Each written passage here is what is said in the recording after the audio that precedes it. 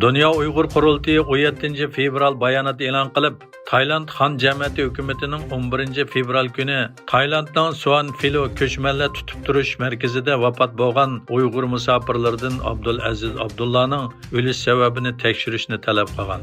Bu yil 50 yoshli Abdulaziz Abdullah ismli bu Uyg'ur musofiri 9 yildan beri Tayland ko'chmanlar markazida intayin qiyin sharoitda tutib turilgan. Onun kesili keyinki 6 ayda eg'irlashib ketgan bo'lsa-mu, lekin kerakli davolashga erishilmagan.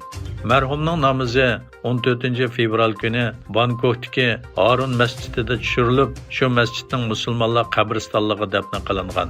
Abdulazizning o'pka yollig'idan vafot bo'lganligi Tayland ko'chmanlar markazida qolgan 50 necha Uyg'ur musofirining sog'lomlik masalasiga bo'lgan andishlarini kuchaytirdi.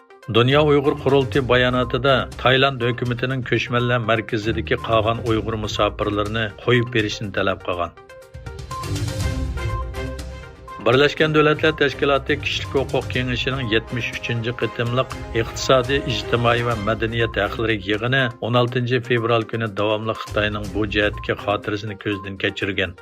Bu yig'inda mutaxassislar Uyg'urlarga doir nurg'un sezgir savollarni o'tirg'i qo'ygan bo'lib, Xitoy hukumat vakillarining Uyg'urlarga qaratilgan planliq tug'ut siyosati, Uyg'ur nufusining ozlab ketishi, qayta tarbiyalashga va kasbiy mahorat markazlari nomidagi lagerlarda tutib turilayotgan Uyg'urlarning soni, ularni bu o'rinlarda tutib turishning qonuniy asosi, Uyg'ur madaniyat meroslarining qo'g'dilish ahvoli va Sharq Turkistonga Xitoy ko'chmanlarining ko'chirilishi qatorliq masalalarga oid sonliq ma'lumotlar bilan ta'minlashi, bu masalalarga tushuncha berish talab qilingan.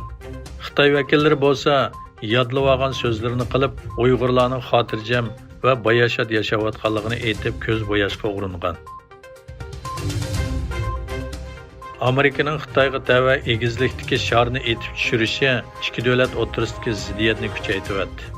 Ikki davlat shar krizisidan keyin tunji qitim yuqori darajalik aloqani saqlagan bo'lsa-mu, Amerika bu mas'uliyatsiz qilmishni qayta takrorlamaslik kerak dedi. Xitoy Tashqi ishlar ministrligining bayonotiga qaraganda, Xitoy Kommunist partiyasi Markaziy tashqi ishlar munosabat komitetining mudiri Wang Yi va Amerika davlat ishlar kotibi Antony Blinken Germaniyada o'tkazilgan 59-navbatlik Myunxen bexatarlik yig'ini jarayonida g'ayri-rasmiy ko'rishgan.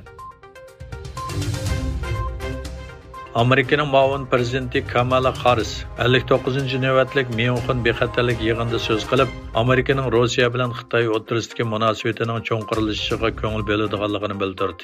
Harris so'zida Washingtonning Ukraina urushi portlagandan buyon Rossiya bilan Xitoy o'rtasidagi munosabatning cho'nqirilashganligidan andish qilganligini aytdi. Yaponiya Davlat Mudofaa ministri juma kuni Yaponiya bexatarlik qismlariga noma'lum uchar jismlarning etib tushirishga bo'ladigan nishonlar ekanligi haqida yo'l yo'riq berganligini bildirdi. Buningdan boshqa Yaponiya doiralari yaqinqi bir qancha yilda butun havo tavallikida bayqalgan va Xitoyning jasuslik havo shari deb qaralgan uchar jismlarni etib tushirish iqtidorini bog'lamoqda ekan.